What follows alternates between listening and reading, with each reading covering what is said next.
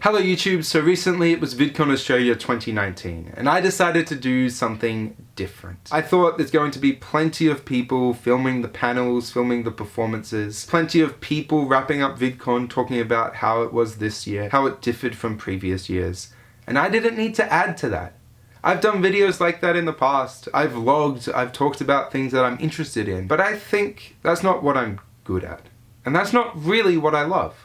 So, in that vein, I've decided to change up this channel a bit. I'm gonna start doing more of what I love and more of what I'm good at. Music and improv poetry. And in that vein, when I went down to Vidcon this year, I went with the aim of doing more improv poetry. So, I talked to some new friends and some old friends about what poetry meant to them and what their favorite poem was. Then I asked them to give me a topic and give me a word. And I had to do an improv poem right then and there on that topic, including that word somewhere in the poem. I did 12 of these with 22 different people. 11 of them follow the format that I just outlined, with the last one being a kind of challenge that I gave myself. But we'll get there. There'll be 4 of these videos, each containing 3 poems, and each containing 6 people talking about what poetry meant to them and what their favorite poem is. I think I did reasonably well with all the different improv poems that I got, and I never got a double up, and I never got an easy topic or word. So this was quite a challenge for me, but I enjoyed it. I enjoyed being pushed to my limits and thinking about what poetry meant to me in all of these different poems. I'll talk about that when I get to the end.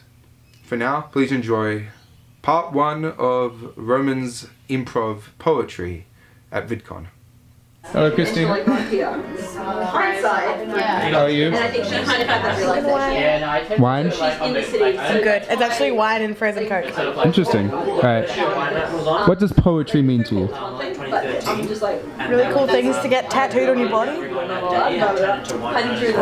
No, it's like a beautiful way of expressing things that we don't have words for by alluding to the things that you cannot verbalize. Yeah, I'd say that's a great definition. That's how I'd call it. Yeah. What's your favorite poem? If you have one. I don't think I have a favourite poem, but I have a favourite line by a poet, which is by Robert Frost.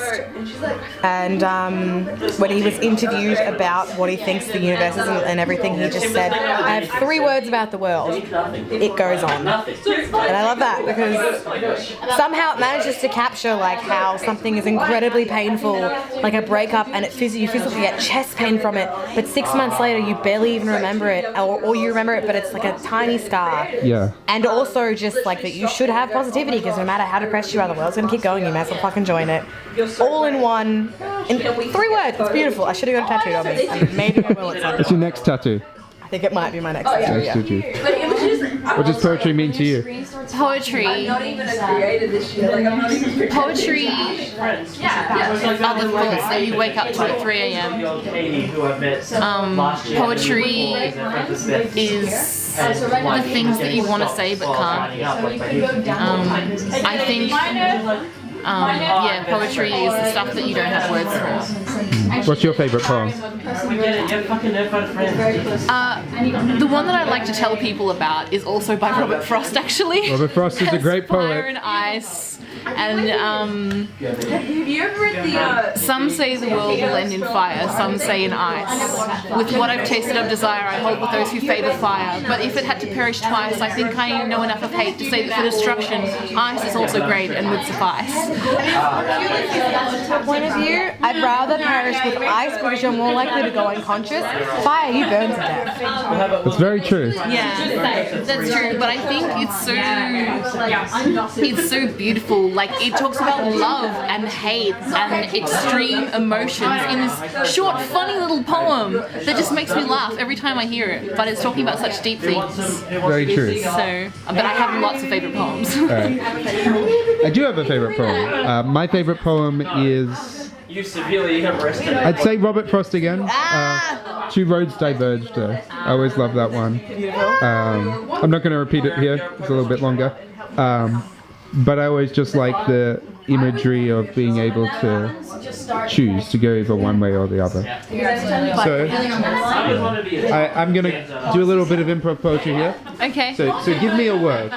A word. A word. It's a bit of game. No, I don't think gay thing, but I don't know which is which. Just any word. Teeth. Teeth. Like, Teeth. Give me a topic. A topic? A topic. Like, what do you mean by topic? Any topic, like love, war, hate. Please explain to me. That's the poetry corner. Only go there. Apathy. Apathy.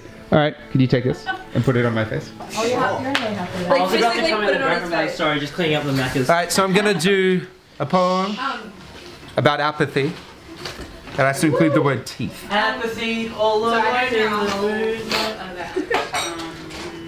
The yes, Right. Emma Watson. I remember when I was little, when I would be reading a book or being forced to go out in the garden and wander and walk for my health, and I never wanted to walk around the garden or around the block. I never wanted to go exercise. I always wanted to stay in my room and read and absorb the words and the poems and the phrases that would go into my mind. That's what I wanted to do. I just had this apathy about exercise, about going out. It was just, the outside was scary. It was different. I couldn't control it the way I could control words when I read them on a page. But one day my mother, she told me to go out. She told me to get up off my seat. I'd been reading for 4 hours, maybe 5, and I was a young child, about 6 or 7. And I had glasses on.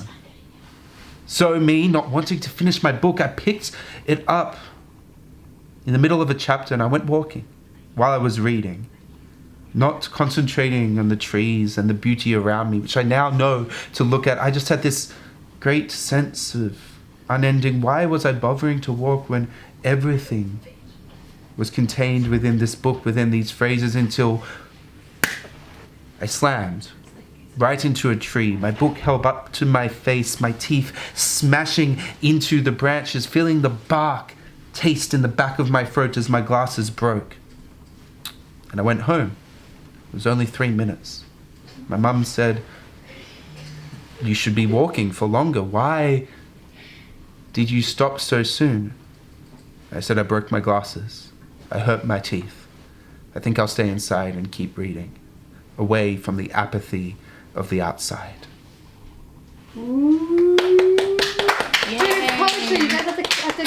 What does poetry mean to you?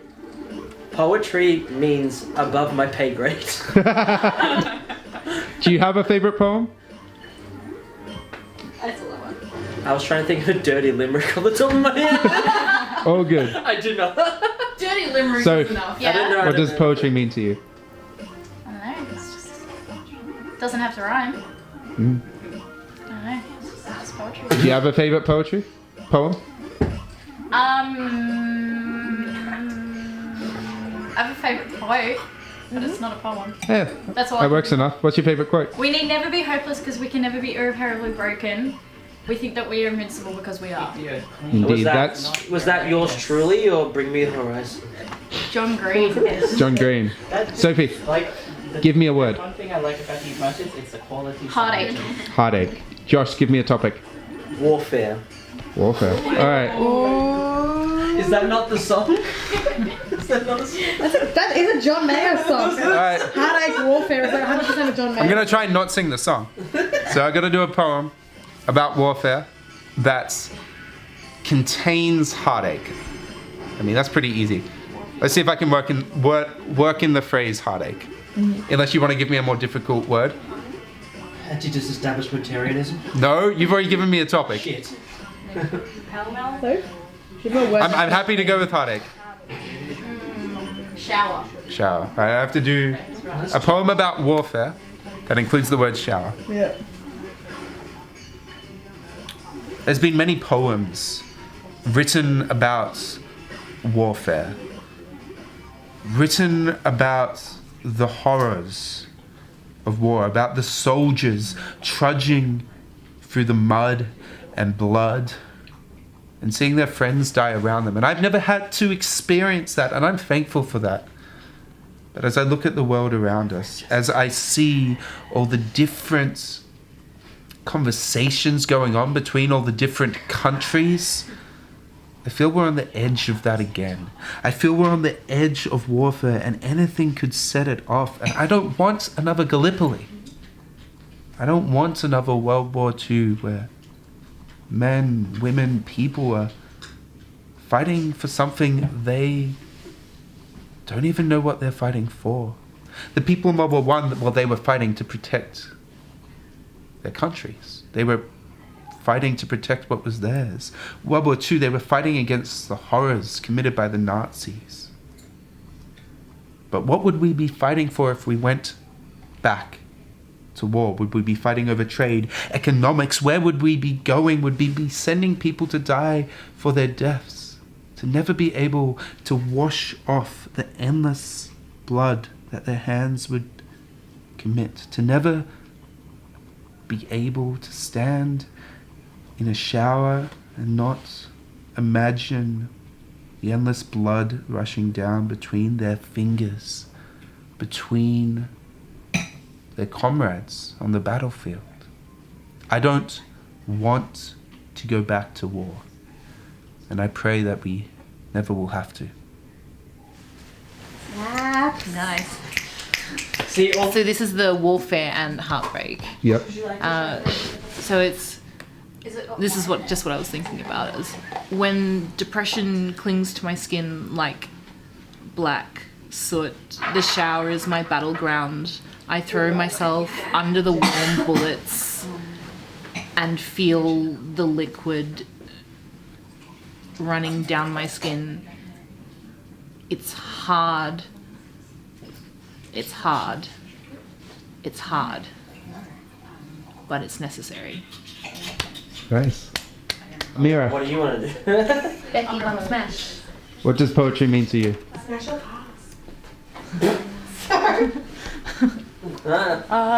Growing up, I'm gonna see if I can I get wrote a lot of poetry. Invictus. I dabbled in a little bit of everything. For me, poetry was about expressing how the world impacted me, how I reacted to things I saw and felt, and tried to show other people how amazing my experience with nature was, and try to express those emotions that are so hard to express. Yeah, I get that. That was a lot of my childhood as well, more with heartache and nature, but I understand the sentiments. What's your favorite poem?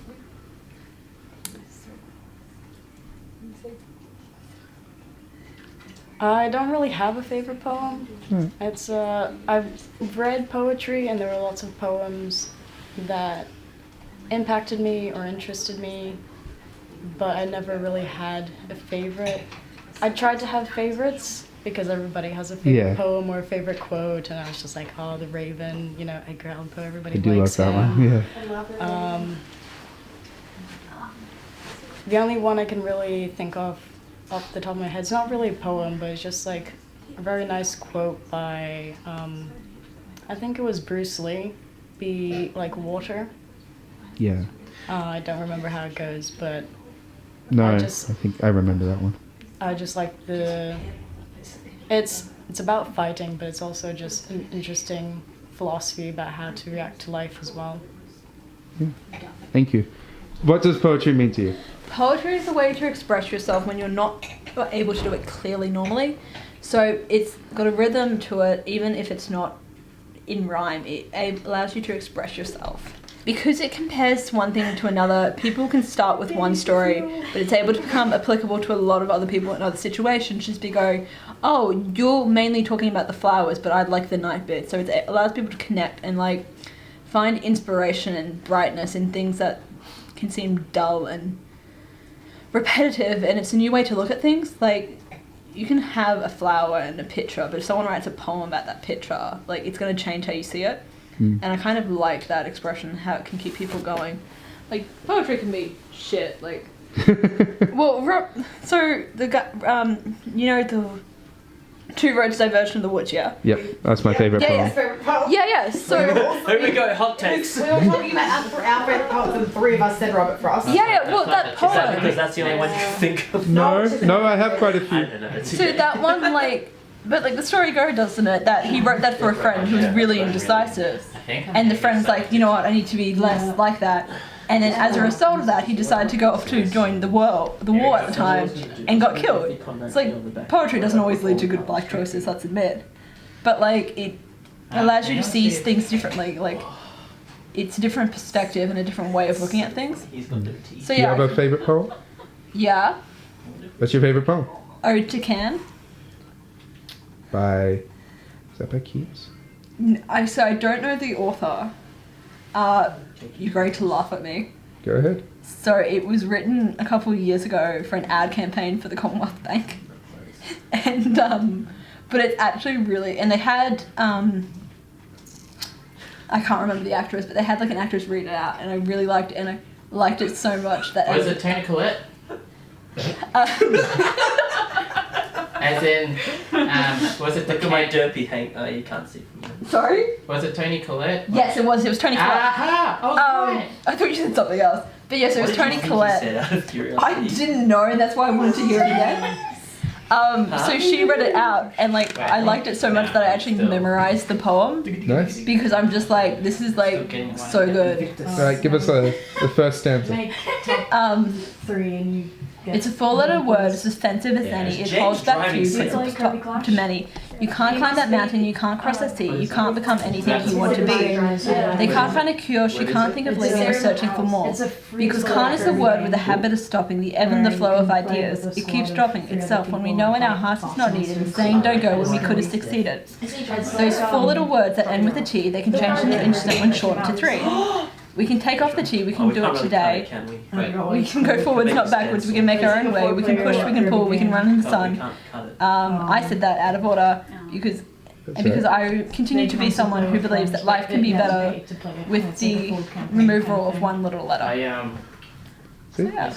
That's what you were saying before, even though it was for an ad campaign, it still means something. Yeah, like, you know, it has the original value of what it's for, but when you look at it from a different angle, like, that's a heck of a lot better when I don't add the background story, but that adds the reason why I found it, and, you know, it got me to practice memory techniques. And I was Nice. like, You know, I was it had a positive thinking impact. of getting the, Give me a word. right, but I'm like we both. Unremarkable. Unremarkable. Almira, Yeah. topics Absolutely please. unremarkable. Sorry? Topic. She played Smash Brothers. Tetris. Playing Tetris. Tetris is the ultimate. That's not a topic, that's a word. Games. I was going to give a deep speak, but now I'm just going to speak. Space. about? Ooh, okay. Like, Alright, okay, so I gotta do a poem about space that includes the word unremarkable.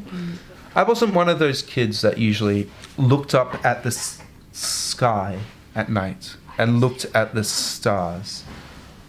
But I did it once or twice. You see, space was never really, well, remarkable to me as a kid. I was the one who kept my head in books. It was entirely unremarkable until I started hearing other people talk about it. When I was older, I got more interested in space, not because of my own interest, but because I had friends who loved it. My best friend, Sam, he was into astronomy. He bought telescopes and he would stare up at the night sky and try to figure out where the stars were in their alignment. He loved space, he loved exploration, he loved trying to figure out what was out there. And by his excitement and by his emotion and enjoyment and awe at the world around us, I too started to see space in a different way. Because somebody else's excitement, somebody else I cared about, their excitement started to blend into my own. And that showed me, even as a young child, that empathy is important. I never cared about space. It never held interest for me, except in books where people went on amazing adventures, and that's not what the world was to me. Until Sam started telling me about NASA. He started telling me about the exploration of the moon, about the first moon mission, about how we pushed to get there, about how it was a race, and it was all so exciting. It made me think that yes, there's more out there. That something so unremarkable to me as a child that held no ideas or object of my affection suddenly came to mean so much more to me. All because my best friend took my hand and forced me to look upwards.